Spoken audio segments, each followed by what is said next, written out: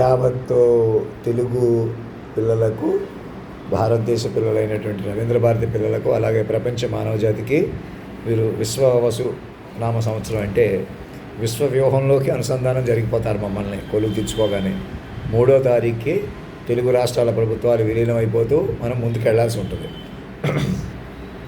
జాతీయ గీతంలో అధినాయకుడిని పట్టుకోకుండా, భారతదేశాన్ని రవీంద్ర భారతిగా మార్చుకోకుండా ఈ ప్రపంచం మీద అవ్వదు, మీ ఉనికి మీద అవ్వదు, మీరు నిల్చున్న నిలువ మీద కాదు.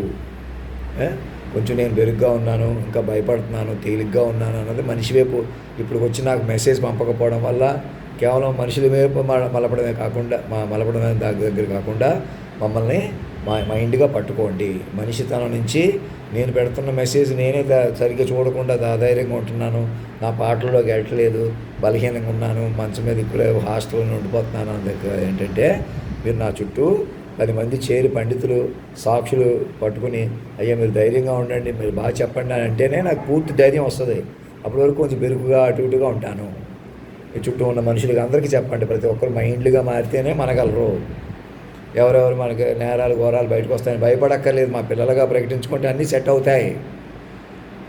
మమ్మల్ని శాశ్వత తల్లిదండ్రులుగా మార్చుకొని పట్టుకొని మీరు వ్యూహంగా మారిపోతే సరిపోతుంది. వ్యక్తుల కొద్దీ కలుసుకుంటాను, నా వల్ల వ్యక్తులకు ప్రాధాన్యత వస్తుంది.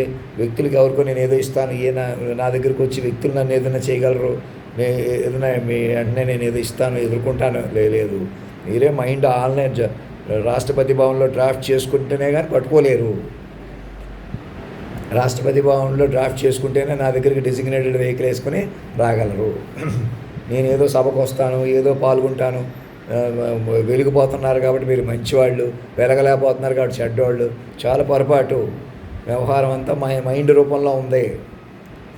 ఎవరో పాపాత్ములు ఉన్నారు, పుణ్యాలు ఎవరు లేరు. మనుషుల్లో రాక్షసులు ఉన్నారు, దేవతలు ఉన్నారు, ఎవరు లేరు.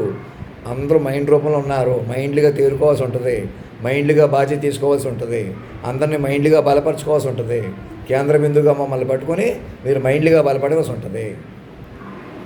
మనం ఏ గంట అయినా అది 2 రాష్ట్రాల తెలుగు వాళ్ళు రాష్ట్రపతి భవన్లో డ్రాఫ్ట్ చేయించుకుని మమ్మల్ని విశాలమైన భవనాల్లో ఈ ఆస్తులన్నీ మీవేనండి, మహానుభావ మీరే మా శాశ్వత తల్లి తండ్రి, ఈ కోర్టు వ్యవహారాలు ఏమి ఇంకా వ్యక్తులుగా నడపం, ఎవరికి శిక్షలు వెయ్యం, అందరినీ మైండ్లుగా కాపాడుకుంటాం, మాకు అర్థమైంది అని ప్రతి ఒక్క మైండ్ని కాపాడుకుంటున్నాం. ఆ పని మీద ఉన్నాం. అలా కాపాడుకుంటేనే మాకు లాభం, లోకం బలపడుతుంది.